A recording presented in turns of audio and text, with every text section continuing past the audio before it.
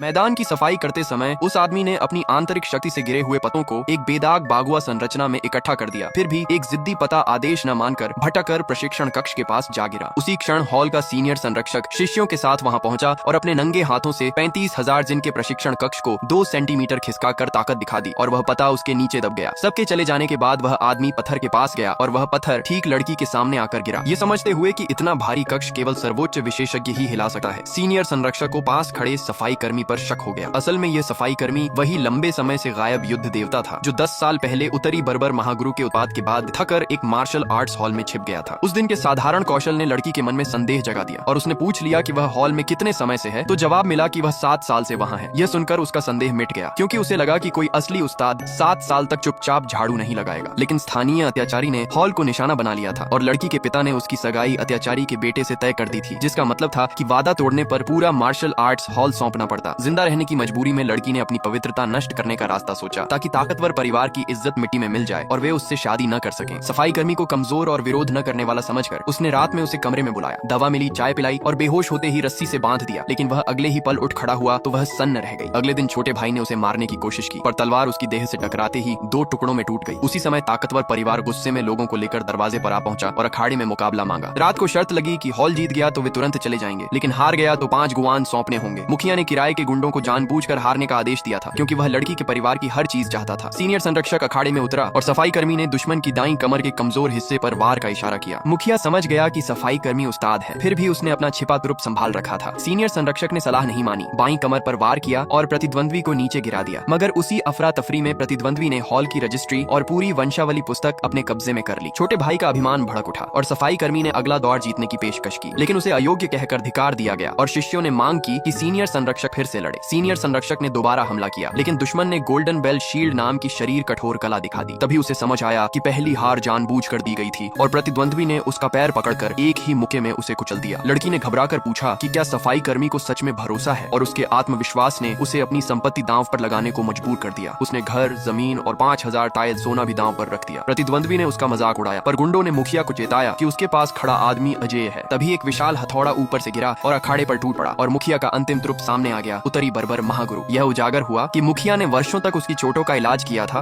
और यह उपस्थिति उसी एहसान का बदला थी। महागुरु को आते देख सफाई कर्मी ने चुपचाप बांस की टोपी पहन ली। लड़की का परिवार कांप उठा, क्योंकि वे जानते थे कि वह क्रूर है और उसके वार करते ही मौत तय हो जाती है। लड़की भी मानती थी कि सफाई कर्मी जीत नहीं पाएगा और वह नहीं चाहती थी कि वह उनके लिए जान दे। जैसे ही आदमी आगे बढ़ने वाला था, वह दौड़कर अखाड़े पर जा खड़ी हुई और महागुरु ने पूरी ताकत से हथौड़ा उसकी ओर झुलाया। लेकिन उसी पल आदमी ने उस वार को बेहद आसानी से पकड़ लिया, मानो वह तिनका पकड़ रहा हो, और पूरा अखाड़ा एकदम सन्न हो गया।